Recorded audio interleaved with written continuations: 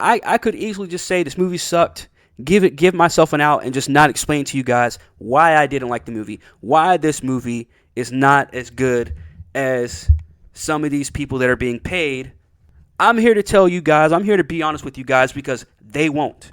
And I'm okay with the women taking the helm. It's like behind every black man is a strong black woman. Like there's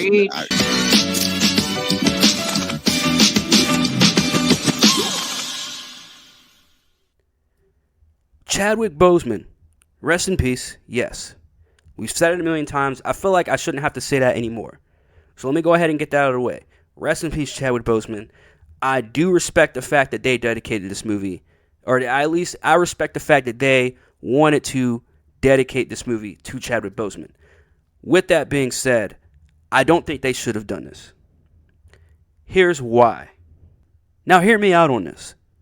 Him being a side character in the first one, yes, you had M'Baku. Yes, you had Killmonger. Yes, you had Ulysses Claw. I mean, you had all this male presence in the first one. You even had T'Challa's dad, T'Chaka, come in and talk to him. You had the presence of Killmonger's dad coming in and having a flashback and talking to him. I mean, again, I'm not here to kiss the first movie's ass, but the first movie was at least decent. This movie, an entire 3 hours of kissing women's ass. People are going to keep going. There are going to be people who are going to go, oh, well, it should have had T'Challa, blah, blah, blah, blah. First of all, I get why you keep saying that, but this movie did the same thing that the first one did. Put black women on a pedestal. Mm-hmm. Mm-hmm.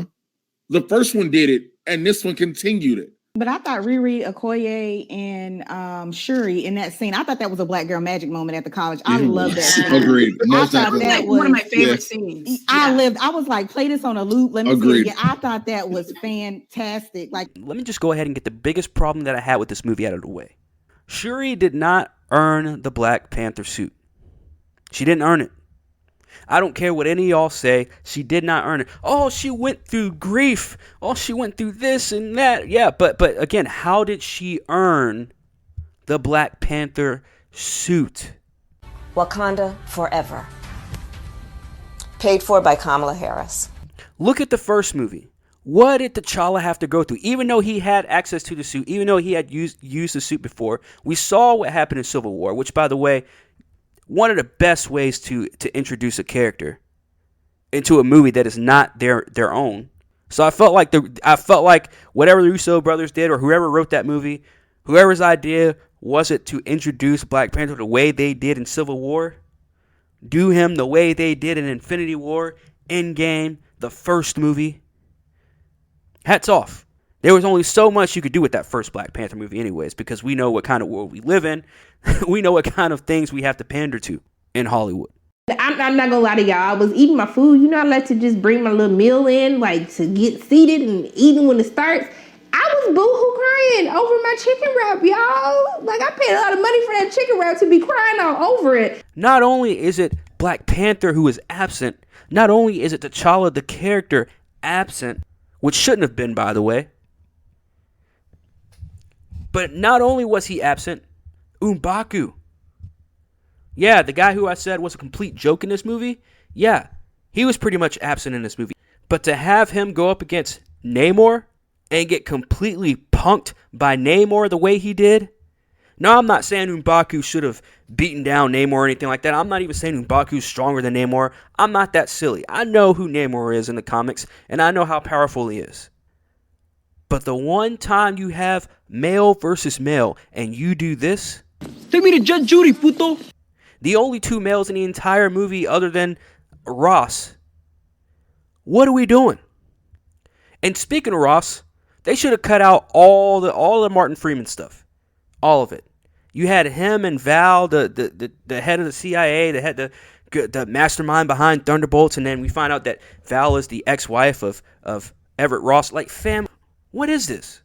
And I feel like they only had him in this movie just so they can continue to call him a colonizer. Which, by the way, got very annoying very fast. I had to sit beside the one white guy in the theater. They had me beside the one white guy. And was he rooting for Martin Freeman? Was he rooting for Everett Ross? He got excited. Like, I know this, like, throughout the film. It's like, And then when Ross showed up, he's like, "Oh, me. Oh, my people." I'm being represented. Oh, me. But it's so crazy that the lack of masculinity in this movie. And I'm not sitting here saying it needs to be all masculine and blah, blah, blah. But fam, we're talking about comic book movies. I could see if we have gotten nothing but all this masculinity in Phase 4 of the MCU, but we haven't. It's been all female. It's been nothing but females replacing males. You don't believe me? Hawkeye, replaced by Kate Bishop. Loki, replaced by Lady Loki. Doctor Strange in a Multiverse of Madness. Whose movie was it really? Do I even need to mention She-Hulk? And how bad that show was? And how bad the agenda of that show was? Again, I know exactly what I'm expecting of this movie. The action was okay. It was decent. I mean, look. That last action scene. How the hell do you have the Midnight Angels, who, by the way, just look, they're like flying blue grasshoppers. Did we really need to bring out the Midnight Angels in this movie? When we only got literally 2 minutes of them anyways? And I'll go back on what I said a couple weeks ago. This movie, I do not think is going to make $1 billion. Not because it's a 3-hour movie, but because it's 3 hours of women bitching and moaning. And look, I'm not saying they shouldn't be grieving the death of T'Challa in this movie, but we're talking about a movie. So this has nothing to do with Chadwick Boseman, because he's not in this movie. They just dedicated to this movie, and then it continued to mention T'Challa's name in this movie, profiting. And look, this might be controversial, but profiting off of dead black men. You know, shout out to Mark with a C, because he mentioned earlier about the songs, the song from the Temptations way back when. I think it was maybe like 50s, 60s, of Papa Was a Rolling Stone. And he went through the actual meaning of that song. He talks about how relevant that song is to this day, and how Hollywood uses movies like Wakanda Forever to continue to push that kind of messaging. Now, mind you, I generally do not like these, these sort of flamboyant type black dudes they put up there. But I didn't mind with this one because, they didn't have an overabundance of them in the show. And this dude just makes me laugh. Namor should have been a little more calculated than he was in this movie. The introduction to Namor I thought was cool, until he opened up his mouth. And then until we got the backstory. And then until he tried to talk Shuri into joining forces with him. Move it, hood rat! Come on, get your ass out of here! Bus leaves at 11! Take this shit with you! Call me! Look, this movie was all about... It was very stereotypical. So am I the only one that thinks that this is a little racist for choosing a Mexican to play Namor in Wakanda Forever? I mean, these motherfuckers really sat around a table and said, hey, you know what'd be funny, man? Why don't we choose a Mexican to play a character that's constantly submerged in water? A wetback. That's what the fuck they said, man. I don't know, Disney, man. Yeah, tripping. Who in their right mind wants to come up with an entire civilization surrounded by Mayan and Aztec culture and put them underwater and make them swim? Fam, what kind of stereotypical bullshit is that? It really inspires. So many people are going to feel themselves represented in this. Did you know how to swim before? Yeah. Tell the truth. So if that wasn't bad enough, and this was what I was really afraid of going into this movie, and I thought that they would play it just a little bit better than what they did, and they did not. The opening sequence of this movie, after the death of T'Challa, of course, after the Marvel credits roll and everything, is the Dora Milaje bringing in a bunch of soldiers, and all the soldiers just so happen to be white. I've heard stories of the other side not understanding. And I'm like, yeah, see, that's why you don't understand. This was a film that, once again, put black and brown people in the forefront. Wrong. It's ridiculous. Again, more of the terrible messaging of this movie. And then we get to the fight, right? The very last fight. Namor and Shuri. Shuri takes a spear straight through the stomach. Straight through the stomach. Pulls it out and she is completely fine. Then clips one of Namor's wings, which I'm thinking to myself, why didn't you think of that? I don't know. 2.5 hours ago, she burns him from behind. I guess blows him up. You could say she blew him up, I guess, from behind. And then puts the spear right to his neck. And is getting ready to kill him. And then all of a sudden it has 10 seconds of flashbacks. And then all of a sudden doesn't want to kill him. So I heard someone say that this one decision is the equivalent to the Martha scene in Batman vs. Superman. I'm not going to go that far and say that, but this scene does not make any sense whatsoever. Her seeing Killmonger in the ancestry, whatever you call it, that made no sense either. I understand you can't have T'Challa there, but why not her own dad? Why not her own mother who just, like, nothing. You just wanted to bring Killmonger in so everybody can sit in the theater and say, oh, Killmonger is back. Look, I like the presence of Michael B. Jordan. We knew he was going to be in this movie one way or another because we didn't have a Chadwick Boseman. They had to get another big name in there somehow, some way. Yeah, this was not the move. Now, so if we already didn't have enough strong men, because while M'Baku kept giving us joke after joke after joke, and might I mind you, the very first scene that we get of M'Baku, yeah, the only black man that we see in this movie other than the guy with the plate in his lip that you can barely hear speak, he even only had 2 lines in the movie, if even that. But the first scene that we see M'Baku, he's walking in, cracking jokes, eating, I kid you not, a carrot. Does this sound familiar? What's up, Doc? As I'm winding down here, because I'm just going on a tangent at this point, but I want you guys to know that I'm not shitting on this movie just to be shitting on this movie. I'm doing this for a purpose. I'm not saying that racism and social injustices don't happen, but to let it control us and to let it become a focal point in a movie dedicated to a black man, a dead black man, by the way, is the most stereotypical and messed up thing that you could possibly do. I'm not apologizing for shit. Oh, you just love it because it's black. No. Yes, I do. Yeah, that's part of it. That's not it. That's not it. Nah, but that's a big part for me. But I wouldn't come out. I would be fair if it wasn't good. I hate your black pants. I hate black pepper. To sit up there and say that you're dedicating this movie to Chadwick Boseman and to do shit like this, and then to implement his death into the movie. My second biggest problem that I had with this movie, which is very close to the first, is the fact that you didn't have T'Challa die in battle. You had him die the exact same way Chadwick Boseman died in real life.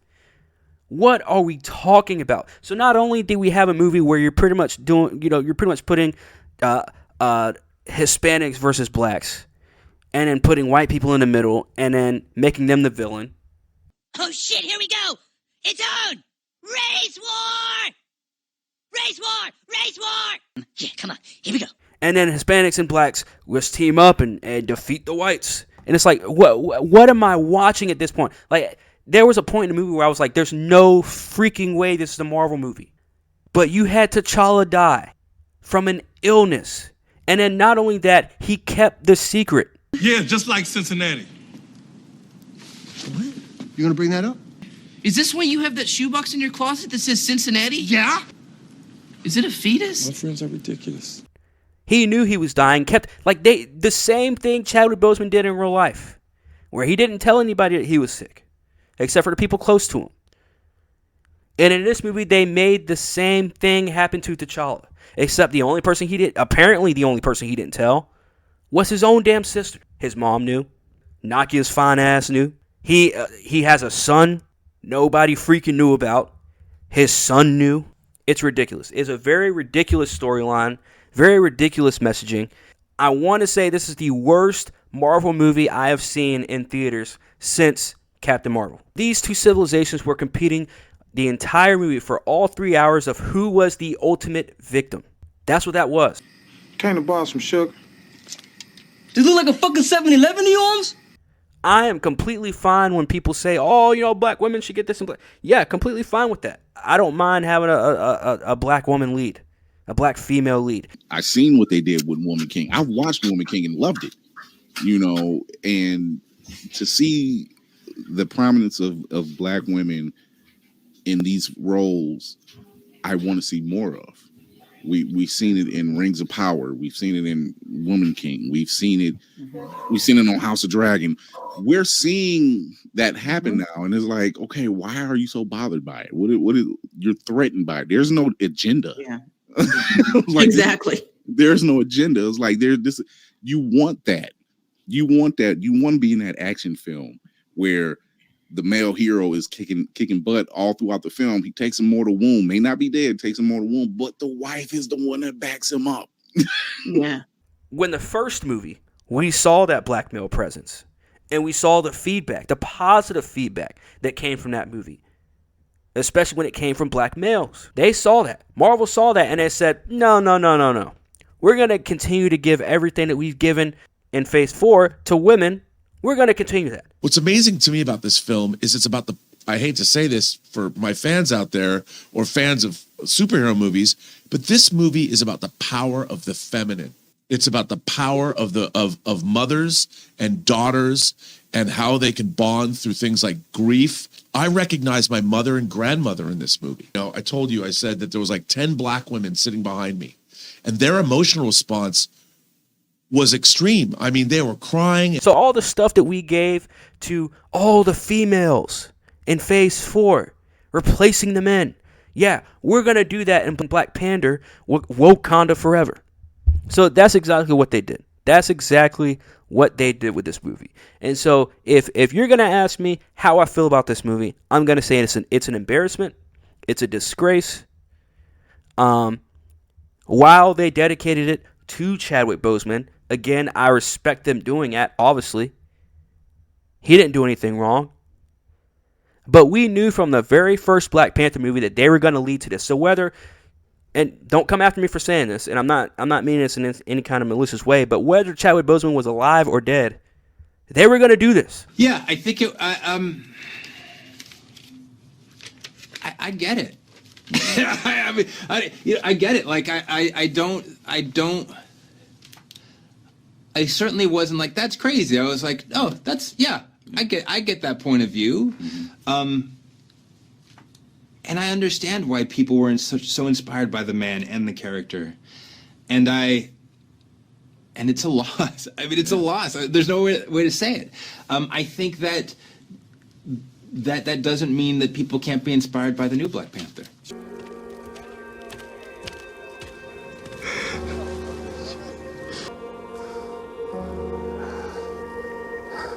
Shuri's Black Panther costume was shown in the first movie. So, anyways, man, let me know what you guys think. I know this is not really in my realm in terms of the type of videos that I make, but I wanted to go a little bit more into detail. I didn't really talk about everything I want to talk about, only because, you know, I'm trying to keep this video at a certain length, obviously. But maybe I might do a live stream here pretty soon or something like that. So anyways, let me know what you guys think. Hit me up in the comments. Hit that like and that subscribe. It's your boy Corn. It's Half-Ass Pod, and I am OUT.